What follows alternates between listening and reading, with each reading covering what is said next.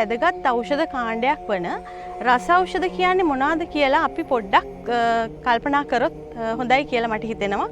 විශේෂයෙන් මේ වැඩසටහනේ මගේ අරමුණ ඔබලාට රස ඖෂධ ගැන සරල අවබෝධයක් ලබා දීම.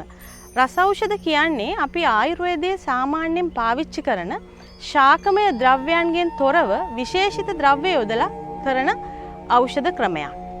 මෙහිදී ඖෂධ නිෂ්පාදනයට අපි පාවිච්චි කරන්නේ අපි කවදාවත් බලාපොරොත්තු නොවන රසදිය, ඒ වගේම විවිධ ලෝහ වර්ග රත්රන්, රිදී, තඹ වැනි ලෝහ වර්ග, ඊළඟට විවිධ වටිනා මැණික් වර්ග, විවිධ විෂ සහිත ශාක වර්ග, ආසනික් අඩංගු සංයෝග මේවා තමයි අපි පාවිච්චි කරන්නේ මේ ඖෂධ නිෂ්පාදනය සඳහා.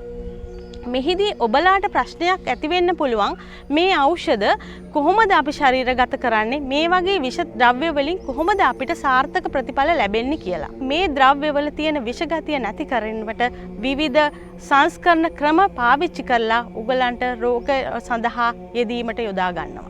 මේ ඖෂධ අපි ශෝධන මාරණ ආදී ක්‍රම වලින් තමයි ওই විවිධ චිකිත්සා ක්‍රම සඳහා පාවිච්චි කරන්නේ.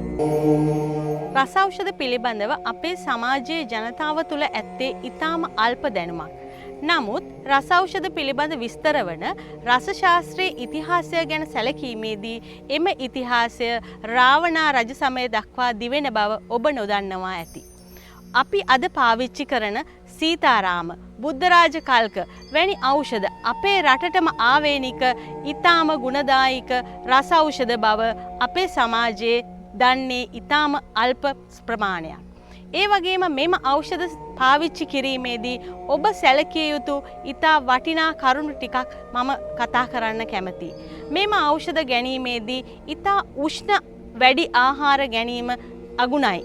ඒ කියන්නේ අපි සැමන්, අච්චාරු, අන්නාසි, තක්කාලි වැනි ආහාර මෙම ඖෂධ සමග පාවිච්චි කිරීම ඊටාම අහිතකරදායී තත්ත්ව ඇති කරන්න පුළුවන්. එලෙසම මෙම ඖෂධ පාවිච්චියේදී සීතල වතුර ඊටාම ගුණදායකයි. දිනපතා නෑම, ඒ වගේම සීතල ආහාර ගැනීම, නෙළුම් මල, කෙකටිය වැනි දේවල් පාවිච්චිය ඊටාම ගුණදායකයි. මෙම ඖෂධ සමග කරවිල, අලු පුහුල් සේවනය අපත්‍යයි කියලා දක්වලා තියෙනවා. රස ඖෂධවල වැදගත්කම අනිත් ඖෂධත් එක්ක සංසන්දනය කරනකොට විශේෂයෙන්ම මේ ඖෂධ ඊටාම අඩු මාත්‍රාවකින් සේවනය කරන්න පුළුවන්. ඒ වගේම වෙනත් ආයුර්වේද ඖෂධ සේවනයේදී ඇතිවන අරුචිය, අප්‍රසන්නතාවය වැනි ලක්ෂණ මෙම ඖෂධ නිසා ඇති වෙන්නේ නැහැ. ඒ වගේම ඔබලාට මට කියන්න පුළුවන් අනිත් වැදගත් පණිවිඩය අපි අද බොහෝ කැමති ඊටාම අඩු වයසක් දිස් වෙනවට.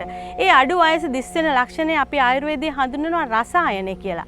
රස ශාස්ත්‍රයේ සඳහන් මේ රස ඖෂධ සියලුම ඖෂධ රසායනයි. මේ රසායන ගුණය නිසා තමාගේ වයස ඊටා අඩු ලෙසට දක්වන්න පුළුවන්. ඒ වගේම ඊට අමතරව ඊටා හොඳ ලස්සන කටහඬක්, ඊටා හොඳ ලස්සන හමක්, මේ විදිහ විශේෂ ලක්ෂණ කීපයක් මේ රස ඖෂධ සේවනය නිසා ඇති වෙනවා. ඒ වගේම ඉක්මනින් රෝගය නැති කිරීම, ඊටාම ශීඝ්‍රයෙන් රෝගය නැතිවීමේ හැකියාව හම්බ වෙනවා මේ රස ඖෂධ සේවනය නිසා. නමුත් රස ඖෂධ සේවනයේදී විශේෂයෙන් මේවා වෛද්‍ය උපදෙස් අනුව කළ යුතුයි. වෛද්‍ය උපදෙස් වලින් තොරව කිසිම විටක රස ඖෂධ සේවනය නොකළ යුතුයි. ඒ නිසා මේක ඊටාම වැදගත් පණිවිඩයක් ලෙසට මම සලකනවා.